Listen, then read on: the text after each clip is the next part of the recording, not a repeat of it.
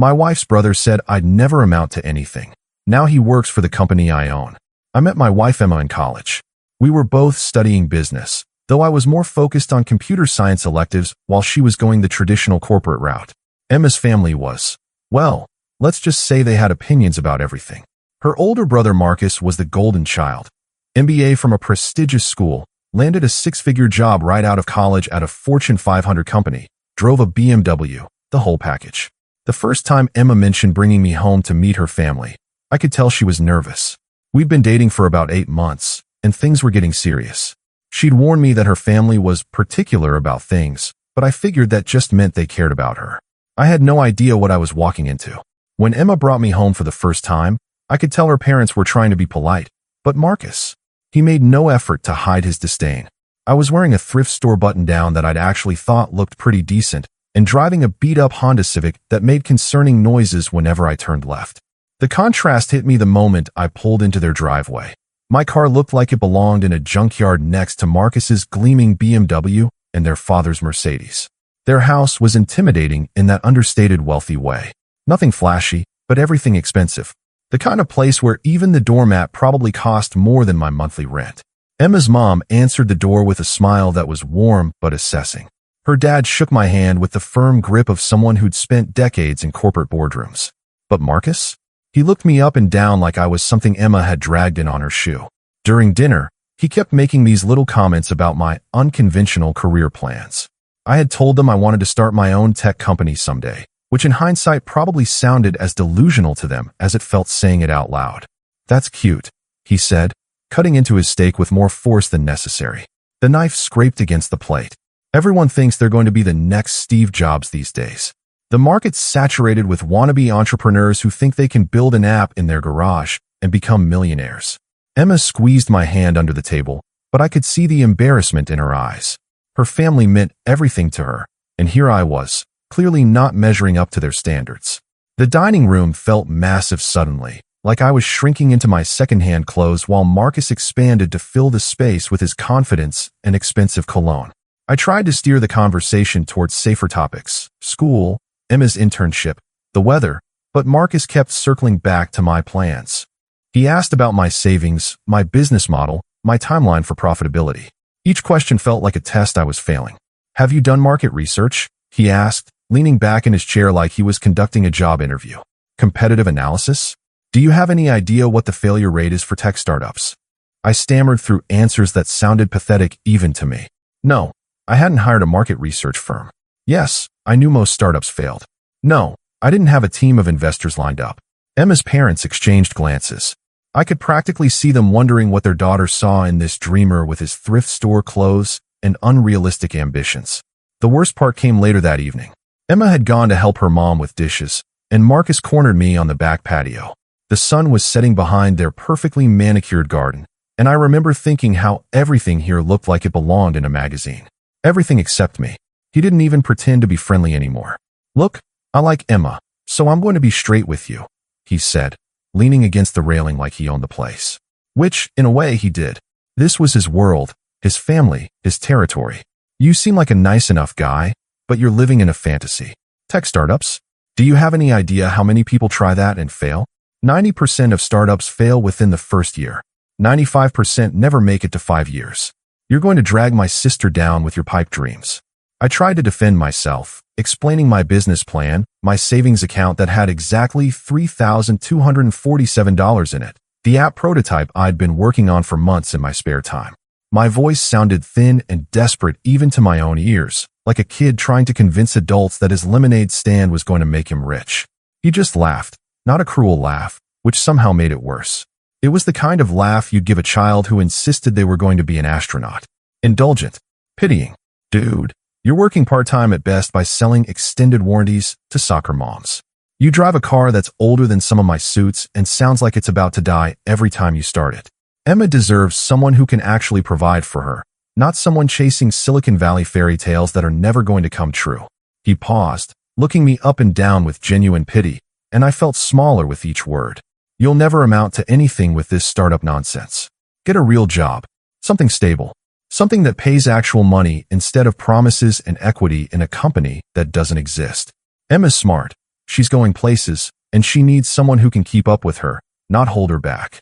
I felt about 2 inches tall, standing there in their backyard, surrounded by the life Emma had grown up in. The manicured lawn, the outdoor kitchen that probably cost more than I made in a year, the pool house that was bigger than my apartment. Marcus's words hit like physical blows. Maybe he was right. I had been living paycheck to paycheck, pouring every spare dollar into my app development. Emma and I had been talking about getting engaged, but how could I propose when I couldn't even afford a decent ring? How could I ask her to build a life with someone who might never be able to give her the security she deserved, the kind of life she was used to? The drive home was torture. My Honda made those concerning noises, and each rattle felt like confirmation of everything Marcus had said. I was a joke, a part-time retail worker with delusions of grandeur, trying to date a woman who deserved so much better. That night, lying in my tiny studio apartment, I replayed every word, every dismissive glance, every polite smile from her parents that didn't quite reach their eyes. The way Marcus had said, "You'll never amount to anything," with such casual certainty, like he was stating an obvious fact about the weather. I stared at the ceiling until dawn, wondering if I should break up with Emma to save her from the disappointment I was apparently destined to become. That night changed everything. Not because I gave up on my dreams, but because I realized I had something to prove. Not to Marcus, exactly, but to myself. And maybe, if I'm being honest, a little bit to Emma's family. Maybe to everyone who'd ever looked at me like I was fooling myself. Emma and I got engaged 6 months later. I proposed with a ring I'd saved up for, working double shifts at Best Buy and eating nothing but ramen and peanut butter sandwiches for 2 months straight. The ring wasn't huge, but it was real, and it was something I'd earned through sweat and sacrifice rather than borrowed money or family help. She said yes without even looking at the ring twice, tears streaming down her face as she threw her arms around me in the parking lot of our favorite diner. For a moment, I thought maybe Marcus had been wrong about everything. Maybe love was enough. Maybe Emma really didn't care about the money or the status symbols. But I'll never forget the look on Marcus's face at our engagement party. Polite congratulations, but his eyes said this won't last. He gave a toast that night about young love and finding your way in the world, and everyone laughed and clinked glasses, but I heard the condescension underneath every word. The subtext was clear. This was a phase Emma would grow out of once reality set in. The next few years were brutal. Absolutely brutal. I kept my day job at Best Buy, got promoted to supervisor, which came with a small raise and a lot more responsibility, and spent every evening and weekend building my company.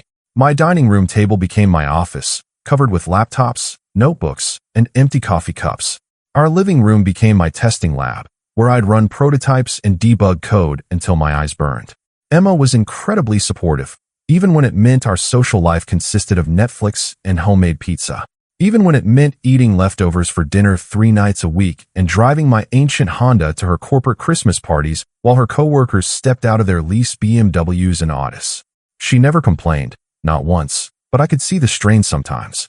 The way she'd glance at other couples our age buying houses while we were still renting a 1-bedroom apartment with paper-thin walls. I remember one particularly low point, about 2 years into our marriage. We were at Emma's family barbecue, an annual tradition that I'd come to dread, and Marcus had just gotten another promotion. He was holding court by the grill, talking about his new corner office and his upcoming business trip to Tokyo to close some major deal. Everyone was hanging on his every word, asking about his strategies and his insights into market trends. Then he turned to me with that smile I'd come to know so well.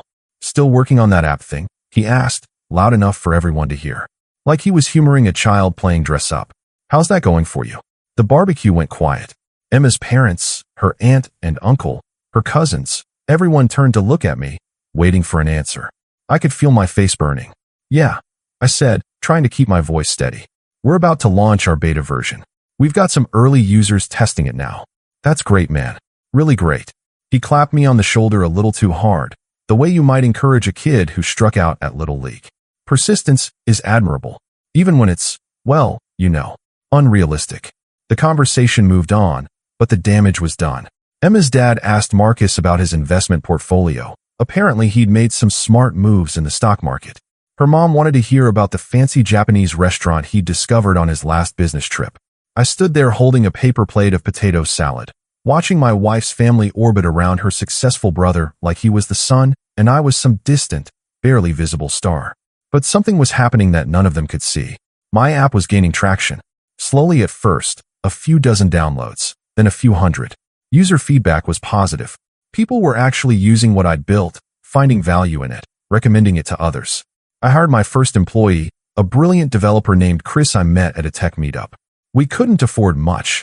I paid him partly in equity and partly with the small amount of revenue we were generating, but he believed in the vision enough to take the risk. Late nights became later nights. Emma would fall asleep on the couch next to me while I coded, her laptop still open with her own work spreadsheets. We were both grinding, both building something, both believing in a future that only we could see. Some nights I'd look over at her sleeping form and wonder if Marcus was right. Was I being selfish? Was I asking too much of her? But Emma never wavered. When I had doubts, and I had plenty, she'd remind me why I'd started this journey. When I wanted to give up after a particularly brutal day of rejections or technical setbacks, she'd order pizza and help me brainstorm solutions. She believed in me when I barely believed in myself. The breakthrough came during year 3. A tech blog featured our app in their Hidden Gems section, calling it elegantly simple and surprisingly powerful. Downloads exploded overnight, from hundreds to thousands.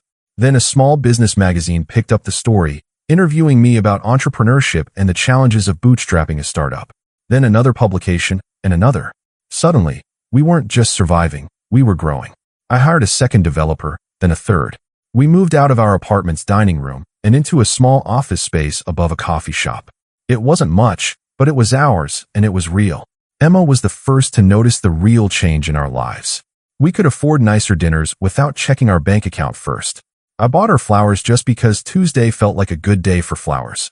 When her birthday came around, I surprised her with a weekend trip to Napa Valley instead of our usual dinner at the local Italian place, where we'd always split an entree to save money.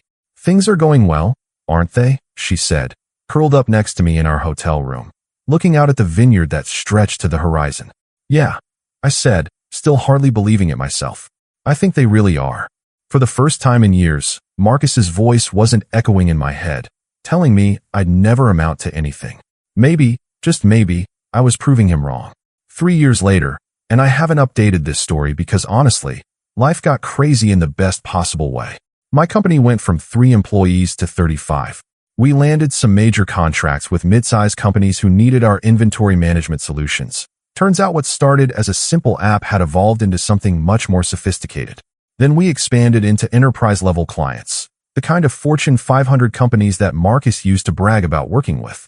Last month, we closed our series of funding round for $2.8 million. I still remember the day I signed those documents.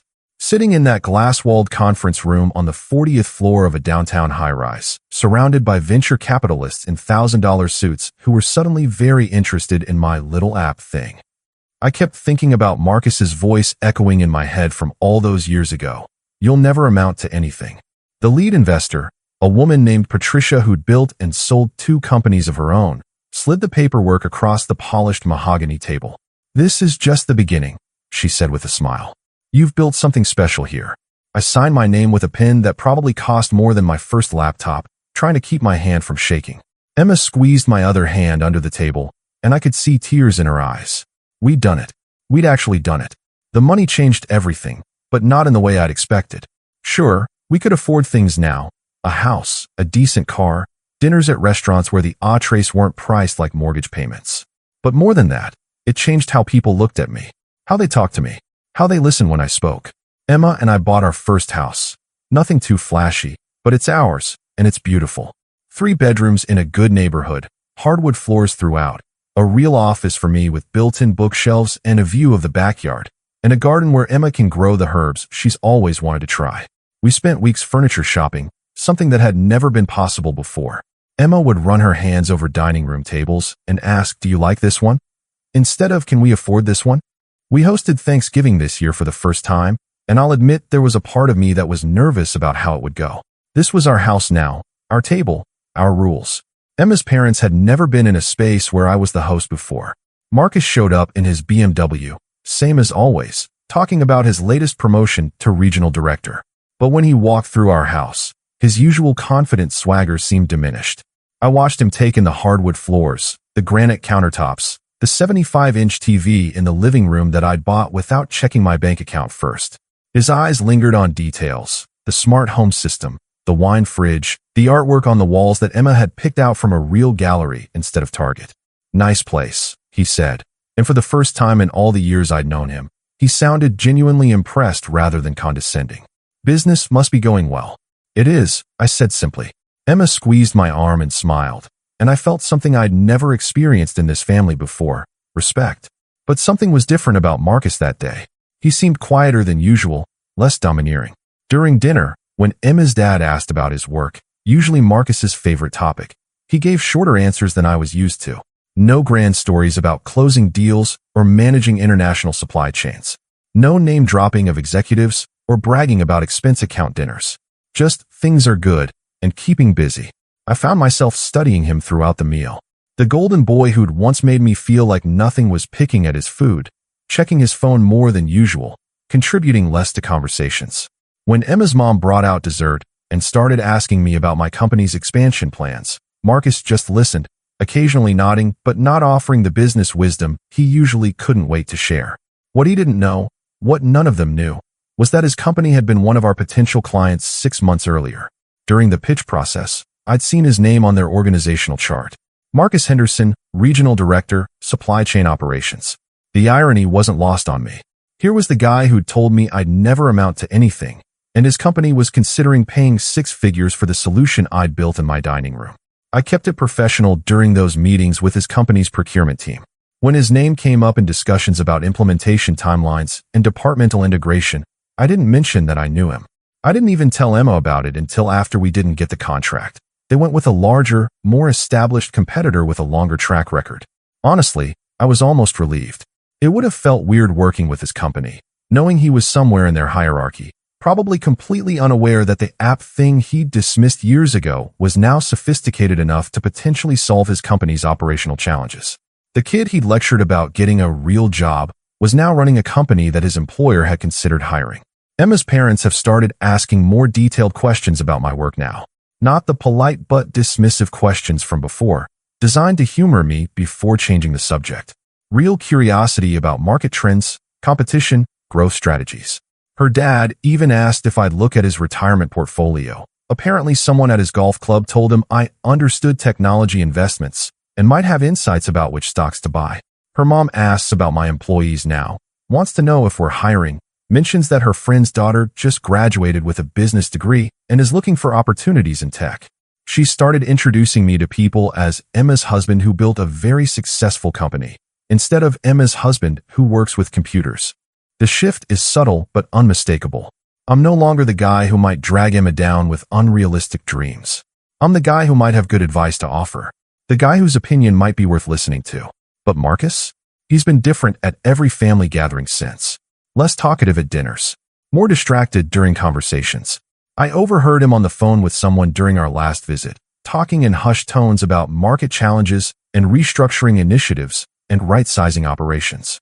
Corporate speak that I recognized from my own clients who were going through rough patches. Emma mentioned later that his company had been doing layoffs, first in manufacturing, then in middle management.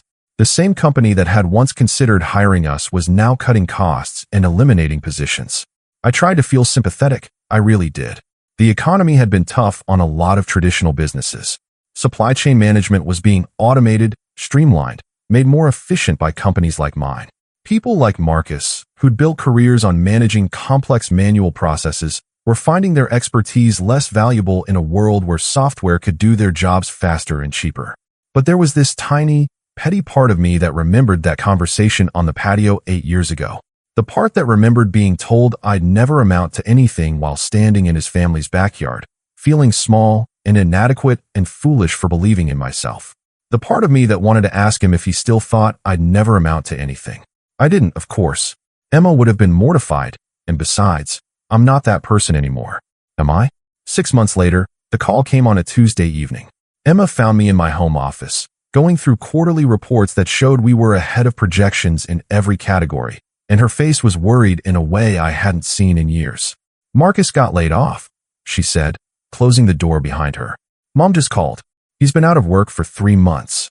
I looked up from my laptop, genuinely surprised. 3 months? Why didn't anyone mention it before? You know how he is. Pride.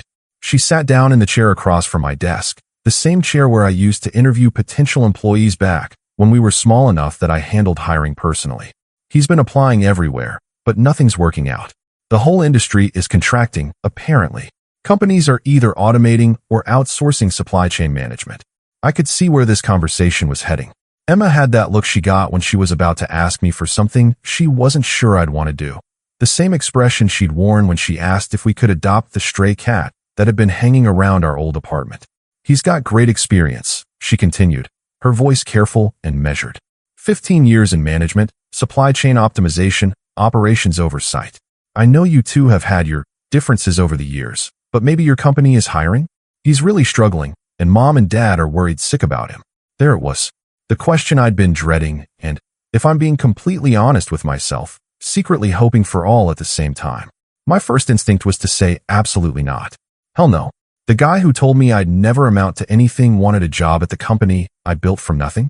The guy who made me feel 2 inches tall at family dinners, who laughed at my dreams and told me to get a real job, now wanted to work for the loser with the pipe dreams.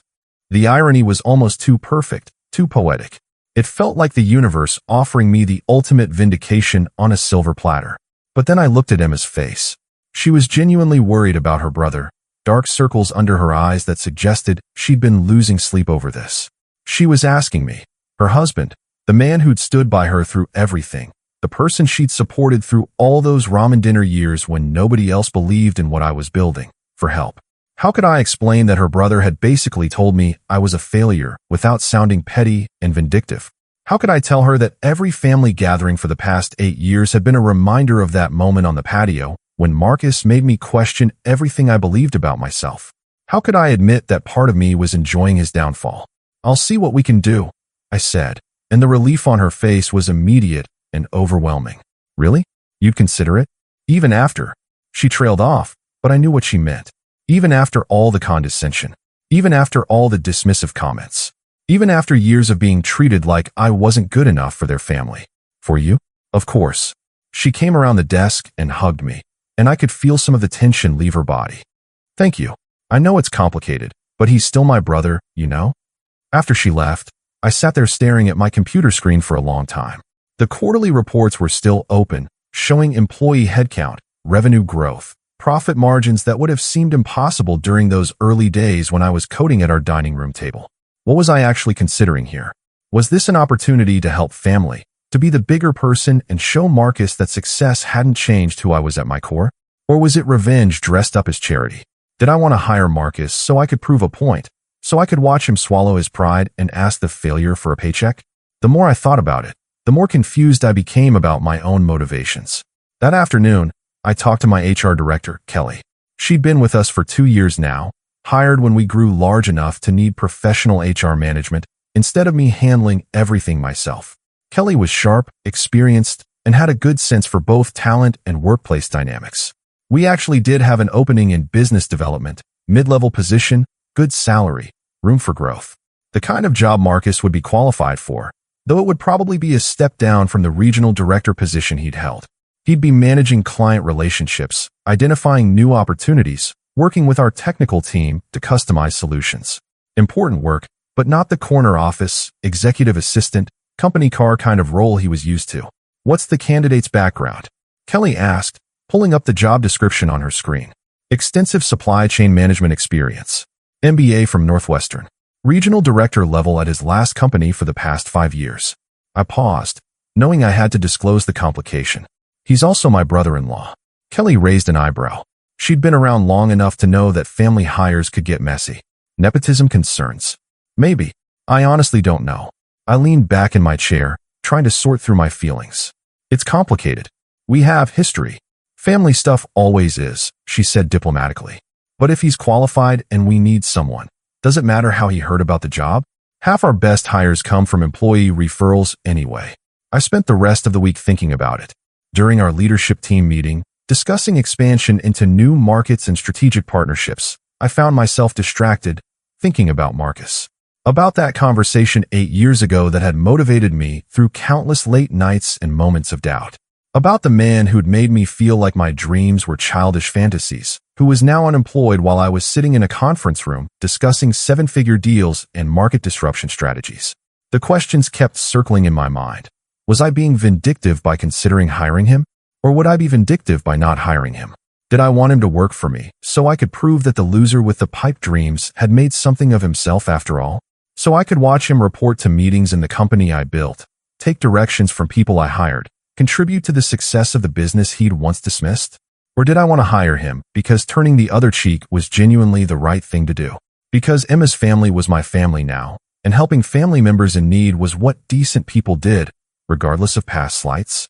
Honestly, I still don't know my own motivations completely. Maybe it was both. Maybe revenge and charity weren't mutually exclusive. Maybe I could help Marcus and prove a point at the same time. But I told Kelly to reach out if he applied, to put his resume in front of our hiring committee like any other candidate. He applied the next week. His resume was impressive, even I had to admit. 15 years of progressively responsible positions, solid performance reviews from previous employers, references from former colleagues who spoke highly of his analytical skills, leadership abilities, and work ethic. Whatever else I thought about Marcus personally, he wasn't incompetent. He'd built a legitimate career, climbed corporate ladders, managed teams and budgets and complex operational challenges. He'd just been wrong about me.